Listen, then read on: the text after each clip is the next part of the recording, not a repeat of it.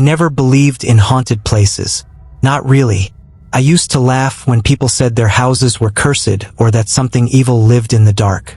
But that was before I moved to the old farmhouse on Redfield Road. It was cheap, too cheap. 3 bedrooms, a front porch, a quiet field behind it. The landlord said it was a little worn, but I just wanted peace. The first night was calm. Crickets, wind, silence, until 12:03 a.m. Knock, knock, knock. 3 slow taps on the window beside my bed. I told myself it was a branch or maybe a bird, but there were no trees near that wall. A few minutes later, again. Knock, knock, knock. I sat up, heart hammering. The sound wasn't outside. It was inside the wall. That's when I knew something was wrong with this house. The next morning, I checked the siding outside the window. No marks. No branches. Just empty grass and dirt. I let it go. But that night, at the same time, it started again. 3 knocks. Always 3. Always the same rhythm. I shouted, "Who's there?" Nothing. Not even the wind. The silence after was worse than the sound. A few days passed. I tried to ignore it. Then one morning, I stepped onto the porch and froze. Footprints. Bare feet. Pressed deep into the mud below my bedroom window. The prints led from the tree line to the house, but there were none going back. That evening, I called my friend Eric. He laughed at first until I sent him a picture of the footprints. He said he'd drive over the next night to stay. That night came. We sat in the living room around midnight waiting, trying to act casual. Then knock, knock, knock. We both jumped. Came from the bedroom window. Eric ran to the porch with a flashlight. I followed close behind. Nothing. No one. Just quiet grass and fog. Then Eric pointed down. The footprints were back. Fresh, glistening in the beam. But this time they weren't bare. They were smaller, like a child's. The landlord came by the next morning. An old man, maybe in his 70s. He didn't seem surprised when I told him about the knocks. He just nodded and said softly, "You hear it at midnight?" I said yes. He looked at the ground for a long time before speaking again. "Keep your lights off when it happens. Don't answer. Don't speak." I asked why. He turned to leave and said, "Because if you speak, it knows your name." That night I couldn't sit still. Every creak in the house made my skin crawl. At midnight, I sat on the edge of my bed, lights off, phone in hand, waiting. Knock, knock, knock. My chest tightened. The sound was slower this time, like whoever was doing it was thinking. Then a voice whispered through the glass. A little girl's voice. "Please, open up. I'm cold." My throat went dry. I didn't move. The voice came again, softer. "Please, I can't find my mommy." I wanted to help, but something deep inside me said don't. Don't move. Don't speak. Then I heard the sound of breathing right next to my ear, but I was alone in the room. That night I didn't sleep. The next morning I packed. I called the landlord, told him I was leaving early.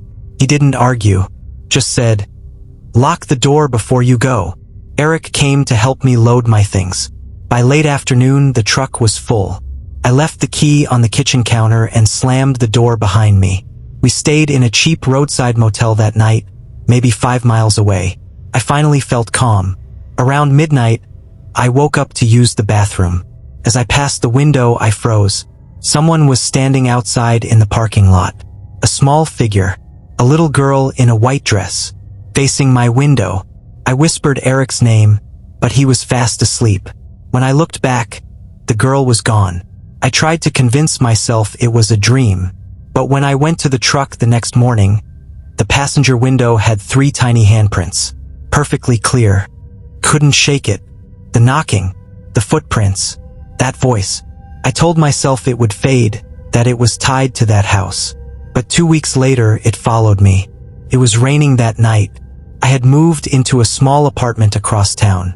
No fields. No trees. At 12:03 a.m., I heard it again. Knock, knock, knock.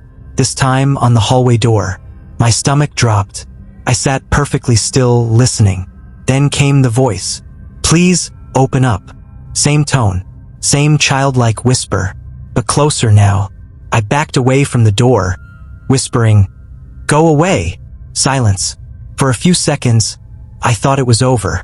Then I heard breathing behind me. Slow. Bit. Right next to my ear. I turned. No one there. The light flickered. The knock came again, from inside the walls. Knock. Knock. Knock. I remember screaming. Then pain, like something cold closing around my throat. Couldn't breathe. The last thing I saw before everything went dark was the apartment door slowly opening on its own, and a small, pale hand curling around the edge of it. They found my phone the next morning, recording nothing but static. No footprints. No signs of struggle. Just 3 faint marks on the wall near where I fell. 3 small, round shapes like the tips of tiny fingers. It started with a shortcut, a road most people didn't take anymore. I drove that route for months, every night after my shift at the gas station. Saved me 15 minutes, and at 2 a.m. that mattered. No traffic. No cops. Just quiet darkness. The first time I noticed something strange was in early October. The road dipped low near a small bridge, just a cracked strip of asphalt over a dry creek. Every time I crossed it, I felt my stomach drop, like the ground wasn't steady beneath me. But that night, I saw something in the middle of the bridge. A shape, small, still, like someone crouched on the asphalt. I hit my brakes hard, headlights cutting through the fog. But by the time I stopped, it was gone. I sat there for a minute, engine idling, heart racing.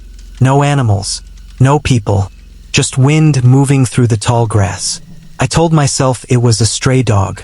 Then I drove home, trying not to think about it. The next night, I took the same shortcut. And when my headlights hit the bridge, there it was again. A shape, closer this time. And this time, it stood up. First, I thought it was a person. Maybe a lost hiker or a drunk who'd wandered too far. But when it turned toward me, I saw it wasn't human. Its arms were too long, its body too thin, like it was made of rope and bones. And its eyes, they caught the light, not like an animal's. They glowed white. I floored the gas. My tires screamed against the asphalt as I tore past the bridge. For a split second, I looked in the mirror. Nothing there, just the empty road fading into the fog. When I got home, my hands were shaking so bad I could barely lock the door. I told myself I imagined it. Sleep deprivation, shadows, but I couldn't stop thinking about those eyes. The next morning I checked my car. There was dirt smeared along the side of the door, like something had dragged its hand across the metal. Long, narrow streaks, 5 of them. A few days later, I told my coworker, James. He grew up in that area, and when I mentioned the old bridge, he went quiet. "You shouldn't drive there at night," he said. I asked why. He said, "Because something lives under that bridge. Always has." I laughed at first, but he didn't smile. He told me there was a story about a man who went missing 20 years ago, a drifter who slept under the bridge for warmth. When they found him, his bones were crushed flat, like the ground itself had folded him in. After that, people started hearing noises from the creek bed, tapping, scratching, and sometimes a voice calling their name. James said, "If you hear it, don't stop. Don't answer. Just drive." That night, I promised myself I'd take the long way home. But when my shift ended, I was tired. The highway was closed for maintenance, so I took the shortcut. When I reached the bridge, my headlights flickered. The radio hissed with static. And then I heard it, a soft tapping under the car, like knuckles brushing the metal from below. Top, top, top. I pressed the gas, heart racing. The car jerked forward, and something knocked back. 3 slow knocks from under the floorboard. Knock, knock, knock. By the time I got home, I was shaking. I parked under the streetlight and crawled out, half expecting something to grab my leg. The next morning, I crawled under the car to check. And that's when I saw them. Handprints, mud-caked, pressed hard into the metal undercarriage. Thin, long fingers. That was the last night I drove that road. Or at least I thought it was. 2 weeks later, I had to cover another late shift. A storm rolled in, heavy rain, lightning in the distance. The highway was flooded, so the only way back was the bridge. I told myself it was fine. I drive fast. I wouldn't stop. When I reached the dip, the rain was pouring so hard I could barely see. But through the blur, something was standing in the middle of the road. Not crouched this time, standing tall. I hit the brakes, but the car spun out, sliding sideways until it hit the guardrail. The headlights pointed straight at the bridge, and I saw it clearly. The thing had no face, just skin stretched tight where eyes and a mouth should be. But it smiled. The skin moved where a mouth wasn't. It stepped toward the car. I floored it, tires screaming through the water. The car shot forward, engine roaring. The shape vanished beneath the beam.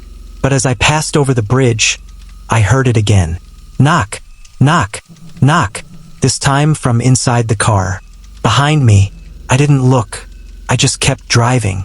The knocks grew louder, faster. Knock, knock, knock. Then a voice whispered from the back seat.